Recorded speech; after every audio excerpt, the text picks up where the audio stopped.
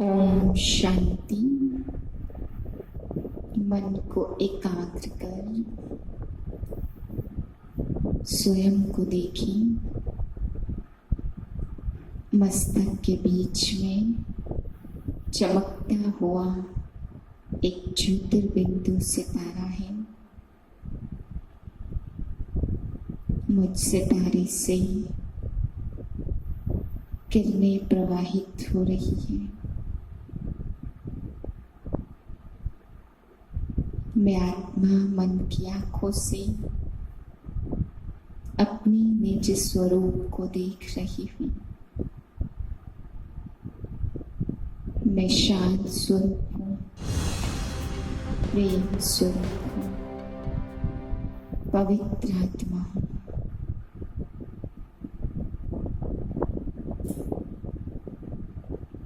पाँच 8/2020 के महावाक्य हैं।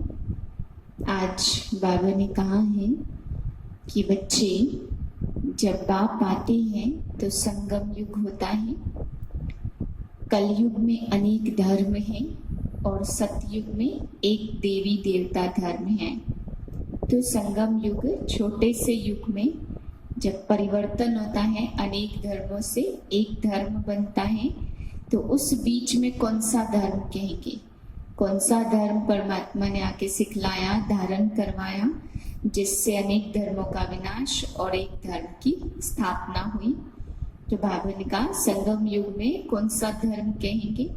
जो बाप आकर के धारण कराती है वह है ब्रह्मा द्वारा ब्राह्मण धर्म। ब्राह्मण बनते, इस छोटे से युग में ब्राह्मण बनने का पुरुषार्थ करते, तभी देवी देवता धर्म की स्थापना होती है। बाबा ने कहा यह धर्म देवताओं से भी उच्च धर्म है, क्योंकि देवता बनने का पुरुषार्थ इस समय करते हैं, तो यह धर्म देवता धर्म से भी ऊंचा धर्म है। फिर बाबा ने आगे समझाया कि कृष्ण जन्म लेते हैं तो सबको समझाओ कि चित्र में दिखाया कृष्ण पुरानी दुनिया को लात मार रहे हैं और नई दुनिया की तरफ जा रहे हैं। तो कृष्ण कब आए, कैसे उनका जन्म होगा? बाबा ने बताया अनेक धर्मों का जब विनाश होगा तभी कृष्ण का जन्म होगा। देवी देवता धर्म की स्थापना की शुरुआत में ही श्री कृष्ण का जन्म होगा, और जब उनका जन्म होगा तो पुरानी दुनिया जरूर समाप्त हो गई होगी, तभी वे इस धरती पर जन्म लेते हैं। इस समय बाबा ने कहा श्री कृष्ण की आत्मा अपनी 84 जन्म पूरे करके 84वें जन्म में पढ़ाई पढ़ रही है, श्री कृष्ण पद पाने का पुरुषार्थ कर रही है। आगे तुम बच्चों को खुशी होनी चाहिए कि 84 जन्म में तो वो अनेक नाम रूप में आया, लेकिन अपने असली कृष्ण के नाम रूप में वो आत्मा अब जन्म लेने वाली है। इस खुशी में तुम बच्चों को रहना चाहिए। आगे बाबा ने कहा यह संगम युग है तो सबके कल्याण का समय है। गुरु महात्मा लोग सभी से प्रतिज्ञा कराते हैं कि ये छोड़ो, प्याज छोड़ो, लहसुन छोड़ो या फिर क्रोध छोड़ो। बाबा ने कहा जरूर उनमें नहीं होगा तभी तो छुड़ाते हैं। तो शिव बाबा आकर के तुमसे कौन सी प्रतिज्ञा करते? क्योंकि बाप को सबका कल्याण करवाना है, तो बाप आकर के पवित्रता की प्रतिज्ञा करवाते हैं कि बच्चे अगर पावन बनना है, दुनिया को पावन बनाना है, तो मैं सदगति दाता बाप तुमसे पावन बनने की प्रतिज्ञा करवाता हूँ। फिर बाबा ने कहा कि कन्या के द्वारा, माताओं के द्वारा ही बाप ज्ञान अमृत बांटते हैं। उसका एक रिवाज भी भारत में है, एक रस्म चली आती है कि रक्षाबंधन पर बहन ही भाई को राखी बांधती है, तो बहनों के द्वारा ही यह पवित्रता का बंधन बांधा जाता है।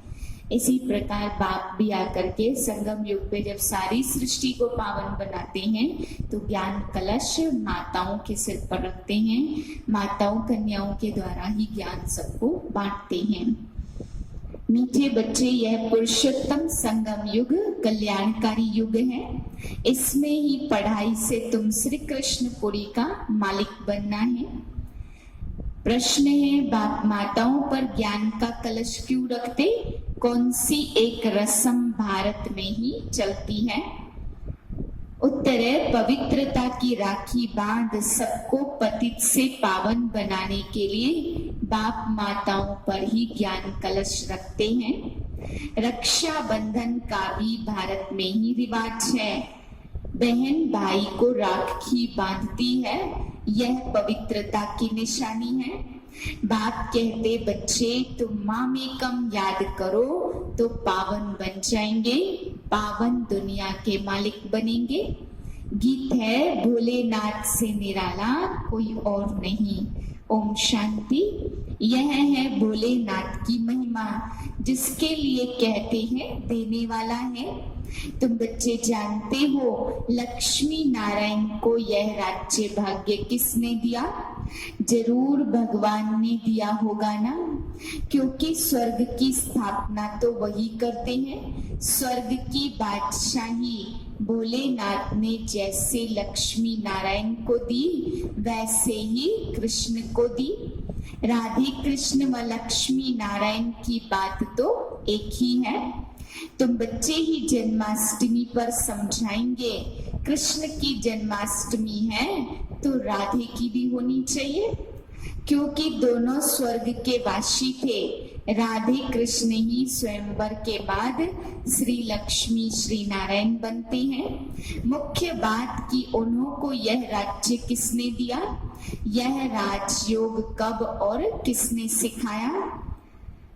राधे कृष्ण स्वयंवर के बाद ही लक्ष्मी नारायण बनते। सतयुग में तो वह है उत्तम पुरुष, कलयुग के बाद होता है सतयुग।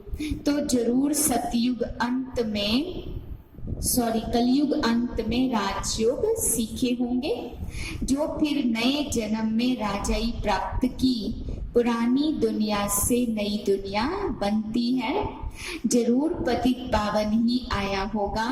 अब संगम युग पर कौन सा धर्म होता है यह किसको भी पता नहीं है। पुरानी दुनिया और नई दुनिया का यह है पुरुषोत्तम संगम युग जो गाया हुआ है।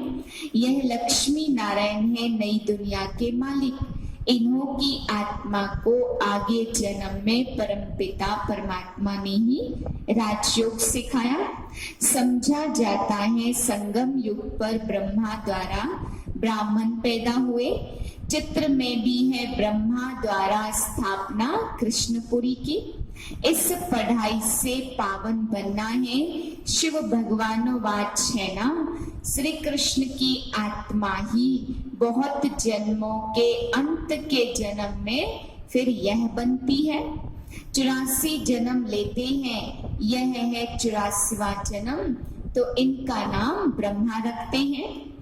तो जरूर यह बहुत जन्मों के अंत में पतित मनुष्य हुआ ना।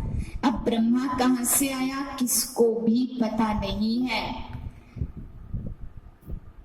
ब्रह्मा विष्णु शंकर कहाँ से आए यह भी पता नहीं।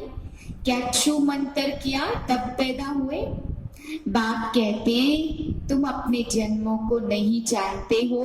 तुम पहले जन्म में लक्ष्मी नारायण थे, फिर यह जन्म लिया, उन्होंने अर्जुन का नाम रख दिया। अर्जुन को राजयोग सिखाया, अर्जुन को अलग कर दिया है, परंतु बाप ही बैठ समझाते। सब बच्चे सुनेंगे और बच्चे औरों को भी समझाएंगे ना। कथा सुनकर फिर औरों को बैठ सुनाते हैं। तुम भी सुनते और सुनाते हो। यह पुरुषोत्तम संगम युग लीप युग है, एक्स्ट्रा युग है। कथा सुनकर बैठकर औरों को सुनाओ। तुम भी सुनते और सुनाते हो। पतित दुनिया ही पावन दुनिया बनती है। रक्षा बंधन का भी भारत में ही रिवाज है। बहन भाई को राखी बांधती है, परंतु वह कुमारी भी फिर अपवित्र बन जाती है।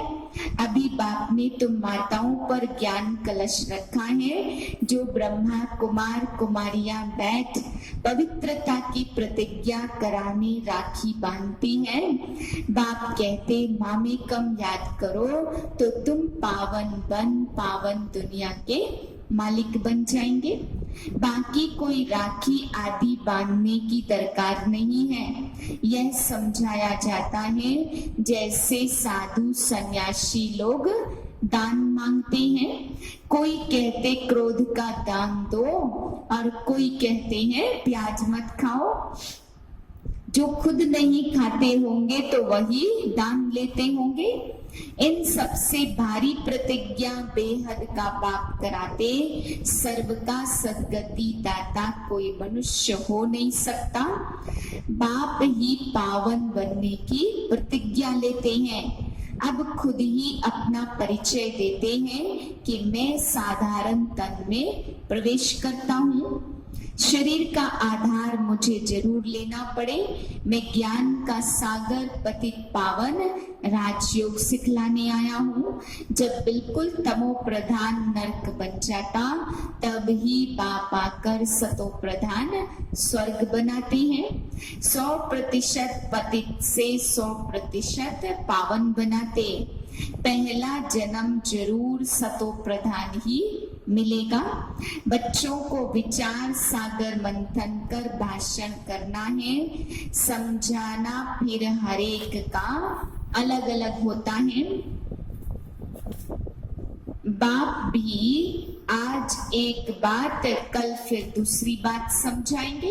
एक जैसी समझानी तो हो न सके। समझो टेप से कोई एक्यूरेट सुने फिर भी एक्यूरेट सुना नहीं सकेंगे। फर्क तो पड़ेगा ना। बाप जो सुनाते तुम जानते हो।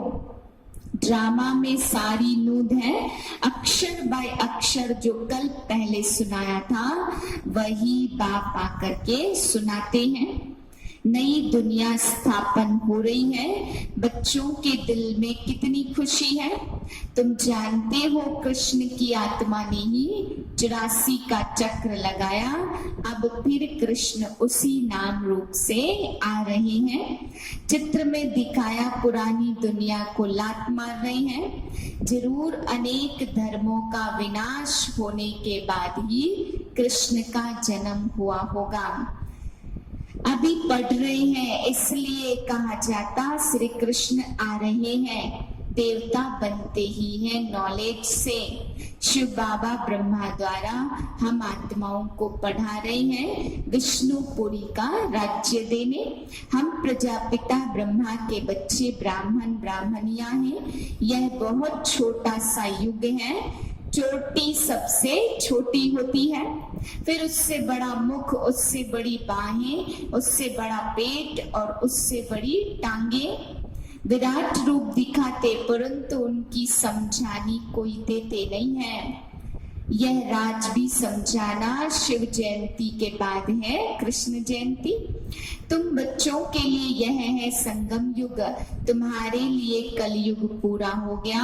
बाप कहते मीठे बच्चों अब मैं आया हूँ सुख धाम शांति धाम में ले जाने के लिए। अभी तुम क्या कर रहे हो? योग बल से अपनी दुनिया स्थापन कर रहे हो। कहाँ भी जाता अहिंसा परमो देवी देवता धर्म। न काम कटारी चलानी है, ना लड़ना झगड़ना है। बाप कहते 5000 वर्ष बाद में आता हूँ, लाखों वर्ष की तो बात ही नहीं है। बाप कहते यज्ञ तप दान पुण्य आदि करते तुम नीचे गिरते आए हो। ज्ञान से ही सदगति होती है। मनुष्य तो कुंभकर्ण की नींद में सोए पड़े हैं जो जगते ही नहीं। इसलिए बाप कहते मैं कल्प कल्प आता हूँ। मेरा भी ड्रामा में पार्ट है। ड्रामा प्लान अनुसार सबको वापस ले जाता हूँ। बाप कहते सर्व देह के संबंध छोड़ अभी मामेकम याद करो तो पावन बनेंगे।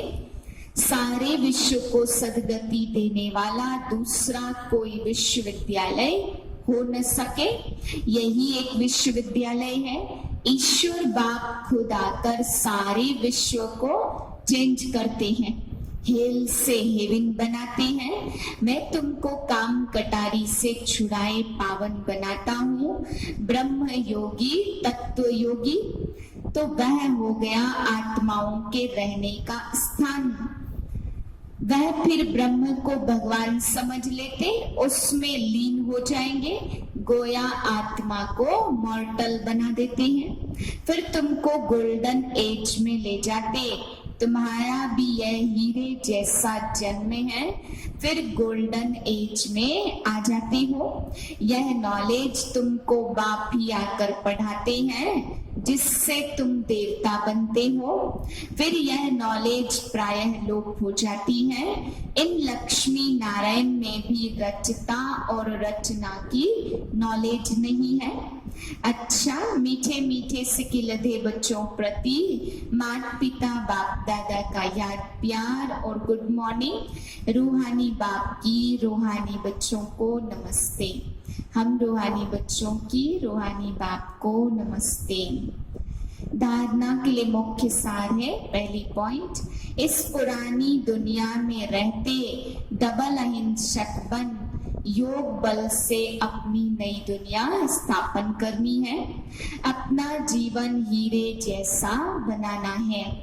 दूसरी पॉइंट है, बाप जो सुनाते उस पर विचार सागर मंथन कर दूसरों को सुनाना है। सदा नशा रहे यह पढ़ाई पूरी होगी तो हम कृष्णपुरी में जाएंगे। वरदान है, व्यर्थ को भी शुभ भाव और श्रेष्ठ भावना द्वारा परिवर्तन करने वाले सच्चे मरजीवा भाव।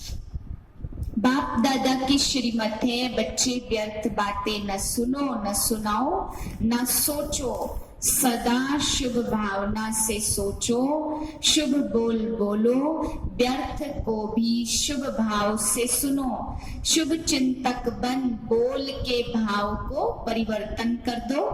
सदा भाव और भावना श्रेष्ठ रखो, स्वयं को परिवर्तन करो, ना कि अन्य के परिवर्तन का सोचो। स्वयं का परिवर्तन ही अन्य का परिवर्तन है। इससे पहले मैं इस मरजीवा बनने में ही मजा है। इसी को ही महाबली कहा जाता। इसमें खुशी से मरो, यह मरना ही जीना है, यही सच्चा जियदान है। स्लोगन है, संकल्पों की एकाग्रता श्रेष्ठ परिवर्तन में फास्ट गति ले आती है।